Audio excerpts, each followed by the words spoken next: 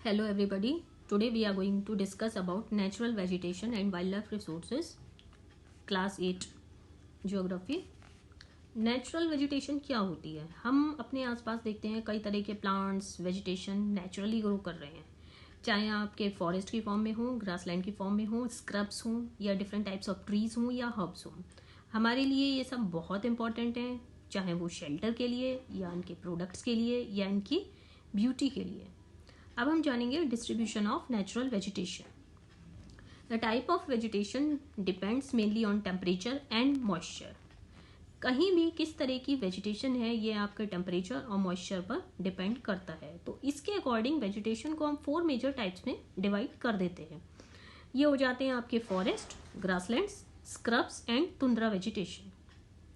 Forest के बारे में जानेंगे तो फॉरेस्ट ऐसे एरियाज में प्रेजेंट होते हैं जहाँ पे बहुत हैवी रेनफॉल होता है, जहाँ पर बहुत अच्छे से वाटर सप्लाई होती है। अमाउंट ऑफ मॉइस्चर हमारे ट्रीज के साइज को डिटरमाइन करता है। जहाँ पर कम मॉइस्चर होगा ट्रीज का साइज छोटा होगा, और जहाँ पर मॉइस्चर एबंडेंट होगा काफ़ी घने जंगल मिल जाते हैं ऐसी एरियाज में। कम मॉइस्चर अगर प्रेजेंट होता है तो जो ट्रीज की डेंसिटी है वो भी कम हो जाती है। ग्रासलैंड्स के बारे में बात करेंगे तो ग्रासलैंड्स ऐसे रीजन्स में प्रेजेंट होते हैं जहाँ पर मॉडरेट रेनफॉल होती है। जो ग्रासलैंड्स के ट्रीज होते हैं वो शॉर्ट होते हैं, छोटे होते हैं और बौने होते हैं, स्टंटेड होते हैं, और majority of area long and short grasses से कवर्ड होता है।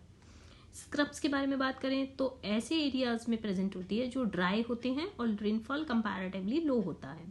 एरियाज ड्राई होते हैं, थॉर्नी स्क्रब्स होते हैं और स्क्रब्स प्रेजेंट होते हैं।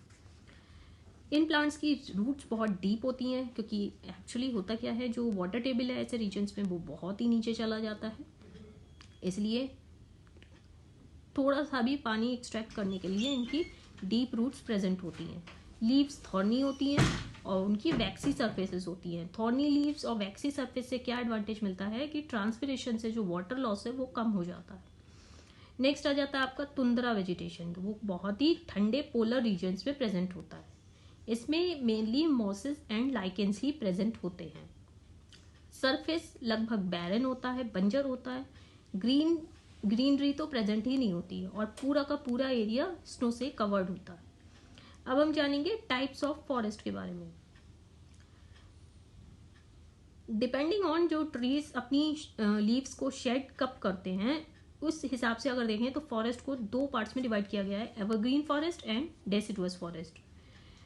एवरग्रीन फॉरेस्ट अपनी लीव्स को शेड नहीं करते किसी पर्टिकुलर सीजन में, तो इसलिए हमेशा ही उनके ऊपर लीव्स प्रेजेंट ही होती हैं। वो कभी भी आपको खाली बिना लीव्स के दिखाई नहीं देंगी। और ये ऐसे एरियाज में मिलते हैं जहां पर रेनफॉल 140 सेंटीमीटर से ज़्यादा होती है overall the year. Evergreen forest mainly equatorial region में मिलते हैं, सेंट्रल अमेरिका में मिलेंगे, सेंट्रल अमेजोन और ओरिनोको रिवर्स के आसपास मिलेंगे। अफ्रीका में अगर देखें तो कॉन्गो रिवर के आसपास आपको एवरग्रीन फॉरेस्ट मिलेंगे। इंडिया में अगर बात करें तो नॉर्थ ईस्टर्न हिमालयाज, हमारा नॉर्थ ईस्टर्न इंडिया का जो एरिया है, और वेस्टर्न घाट्स, इस रीजन में इंडिया में आपको एवरग्रीन फॉरेस्ट दिखाई देंगे। नेक्स्ट आ जाता है आपके डेसिडुअस फॉरेस्ट। डेसिडुअस फॉरेस्ट पे स्पेशल फीचर ये रहता है एक पर्टिकुलर सीजन में वो अपनी सारी ही लीव्स को शेड कर देते हैं ताकि जो ट्रांसपिरेशन से वाटर लॉस है उसको ओवरकम कर पाएं। लगभग बैरिन दिखाई देते हैं, कुछ महीनों में तो बिल्कुल ही लीव्स नहीं होते हैं और कुछ महीनों में बहुत ही बढ़िया लीव्स कवर होता है। और डेसिडुअस फॉरेस्ट आपके ऐसे एरियाज में मिलेंगे जहाँ पे रेनफॉल आपकी 75 से 140 सेंटीमीटर ओवरऑल द ईयर रहती है। डेसिडुअस फॉरेस्ट 2 टाइप्स के होते हैं depending on their location. Tropical forest की बात करें तो ये Chile, South Africa and South Australia में प्रेजेंट होते हैं। मतलब जो अर्थ साउथर्न रीजन है, इक्वेटर से साउदर्न रीजन, इक्वेटर के साउथ में जो रीजन है, चिली भी साउथ में प्रेजेंट है, इक्वेटर के साउथ में प्रेजेंट है साउथ अफ्रीका या साउथ ऑस्ट्रेलिया, यहाँ सभी रीजन्स में आपको ट्रॉपिकल फॉरेस्ट मिलेंगे। टेम्परेट फॉरेस्ट की बात करें तो ये प्रेजेंट होते हैं आपके north central Europe, eastern Asia and parts of eastern United states. अब हम जानेंगे इम्पोर्टेंस ऑफ फॉरेस्ट के बारे में। क्या इम्पोर्टेंस रहती है हमारी लाइफ में फॉरेस्ट की? तो फॉरेस्ट हमारे टोटल लैंड एरिया का लगभग 1/3 कवर करता है और they are a rich source of biodiversity and a product of billion of years of evolution. Forest हमारे लिए कई तरह से यूजफुल रहते हैं, जैसे प्रोडक्टिव फंक्शन हो जाते हैं, मतलब हमें फॉरेस्ट से टिम्बर मिलता है, वुड मिलती है जिसको हम हाउस बिल्ड करने के लिए यूज कर सकते हैं, ब्रिजेस बनाने के लिए यूज कर सकते हैं, फर्नीचर बना सकते हैं, पेपर मिलता है, वुड से पेपर बनता है तो एक रॉ मटेरियल प्रेजेंट हो जाता है। फ्रूट्स एंड नट्स मिलते हैं फॉरेस्ट से, इसेंशियल ऑयल्स मिलते हैं जैसे सैंडलवुड का हो गया, खस का ऑयल हो गया, और इनको हम सोप्स और कॉस्मेटिक्स में यूज करते हैं। ड्रग्स मिलती हैं कई तरह की, हर्ब्स मिलती हैं, डिफरेंट टाइप्स ऑफ स्पाइसेस मिलते हैं, बैम्बू मिलती है जो कि फ्लोरिंग और रूफिंग के लिए इस्तेमाल होती है। नेक्स्ट आता है आपका प्रोटेक्टिव फंक्शंस। फॉरेस्ट हमारी सॉइल को बाइंड अप करके रखते हैं, उनकी रूट्स हमारी सॉइल को, टॉप सॉइल को बाइंड अप करके रखती हैं, तो सॉइल इरोजन ऐसे एरियाज में कम होता है, लैंड डिग्रेडेशन कम होता है। ऐसे एरियाज में टॉप सॉइल की क्वालिटी बहुत बढ़िया होती है। Forest provide a cover to the number of ecosystems for the growth of wild life. Wild life की ग्रोथ के लिए बहुत ही इसेंशियल है फॉरेस्ट। वाटर कंजर्वेशन में हेल्प करते हैं फॉरेस्ट, रेगुलेटिव फंक्शंस हो जाते हैं। फॉरेस्ट कार्बन डाइऑक्साइड लेते हैं और ऑक्सीजन रिलीज करते हैं ड्यूरिंग फोटोसिंथेसिस, और नेचर में ऑक्सीजन और कार्बन डाइऑक्साइड का बैलेंस मेंटेन करने में हेल्प करते हैं फॉरेस्ट। अब हम थोड़ा सा जानेंगे फॉरेस्ट फायर्स के बारे में।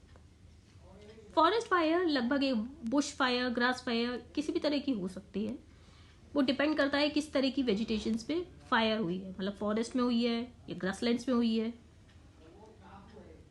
It is uncontrolled fire in a combustible vegetation that occurs in the countryside or in a wild area.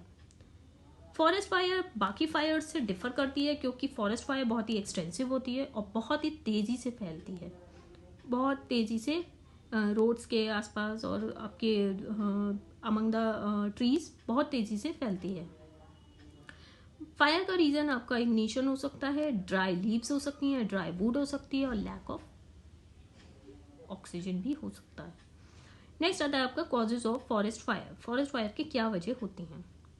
दो तरह से फॉरेस्ट फायर हो सकती है, या तो आपके नेचुरल कॉजेज हो सकते हैं या ह्यूमन मेड कॉजेज हो सकते हैं। नेचुरल कॉजेज की बात करें तो कई फॉरेस्ट फायर्स नेचुरल कॉजेज से भी होती हैं, जैसे लाइटनिंग, बिजली चमकती है तो भी फॉरेस्ट में फायर हो जाती है। लेकिन डिपेंड करता है कि ये तेजी से फैले या ना फैले। अगर तुरंत बारिश हो जाती है तो ये तेजी से नहीं फैलती, लेकिन बारिश नहीं होती है तो ये तेजी से फैलती है। हाई एटमॉस्फेरिक टेम्परेचर, बहुत ज़्यादा टेम्परेचर होता है और ड्राइनेस होती है तो ये एक फेवरेबल कंडीशंस हैं फायर को स्टार्ट होने के लिए। नेक्स्ट आ जाते हैं आपके ह्यूमन मेड कॉजेज। फायर तब भी होती है जब सोर्स ऑफ फायर, जैसे सिगरेट्स हैं, इलेक्ट्रिक स्पार्क्स हैं, इलेक्ट्रिक बिजली की लाइन जा रही हैं, तार जा रहे हैं, या कोई भी सोर्स ऑफ इग्निशन किसी भी इन्फ्लेमेबल मटेरियल जो फॉरेस्ट का होता है उससे कांटेक्ट में आता है तो ये human made causes of forest fire बन जाते हैं। अब हम जानेंगे इफेक्ट्स ऑफ फॉरेस्ट फायर। क्या इफेक्ट्स हो सकते हैं फॉरेस्ट फायर के? Fires as a major cause of forest degradation and have severe ecological and economic and social impacts. For example, आपके loss of valuable timber resources हो सकता है, loss of biodiversity हो सकती है कि जंगल जल गए, एनिमल्स को नुकसान पहुंचा, एक्सटिंक्शन भी हो सकता है कुछ प्लांट्स और एनिमल स्पीशीज का, वाइल्ड लाइफ हैबिटेट को नुकसान पहुंच सकता है, जो जंगली जानवर हैं वो जंगल से निकल के इधर उधर भागने लगते हैं, फॉरेस्ट कवर कम हो जाता है, फॉरेस्ट जल जाते हैं तो वो एरिया बेकार हो जाता है, सॉइल इरोजन भी हो जाता है, जब फॉरेस्ट ही जल गए तो सॉइल को वो बाइंड अप नहीं कर सकते, हेल्थ इश्यूज भी हो सकते हैं। उससे फायर से जो नंबर ऑफ गैसेस रिलीज होती हैं वो हमारे रेस्पिरेटरी सिस्टम में चली जाती हैं जो कि हेल्थ इश्यूज कर सकते हैं। ट्राइबल पीपल के लिए उनका रहने और खाने का जरिया एक तरह से ख़त्म हो जाता है क्योंकि वो फॉरेस्ट पर ही डिपेंडेंट करते हैं। नेक्स्ट आता है आपका prevention and control of fire. Fire को हम प्रिवेंट कर सकते हैं लोगों को एजुकेट करके about the hazards and the effects of lightning in the jungles. अगर आप ऑब्जर्वेशन टावर्स प्लेस कर देते हैं तो आप उसको फॉरेस्ट फायर को जल्दी डिटेक्ट कर सकते हैं और उसको कंट्रोल भी कर सकते हैं। लेकिन इस तरह की फायर्स को कंट्रोल करना थोड़ा डिफिकल्ट होता है क्योंकि ये बहुत ही तेज़ी से फैलती हैं। टेम्परेचर्स इतने हाई होते हैं कि कोई भी अंदर जा नहीं सकता, कोई डेयर नहीं कर सकता अंदर जाने के लिए, और रिक्वायरमेंट ऑफ वाटर बहुत ज़्यादा रहती है। फायर फाइटिंग केमिकल्स की भी रिक्वायरमेंट बहुत ज़्यादा रहती है। बहुत बड़ा चैलेंज होता है कि उस फॉरेस्ट फायर को रोकना। तो कई बार क्या होता है, एरियल स्प्रेस की ज़रूरत पड़ती है, मतलब आप हवा से स्प्रे करते हैं ताकि उस स्प्रेड को रोक सकें। So that's all for the day. Thank you so much.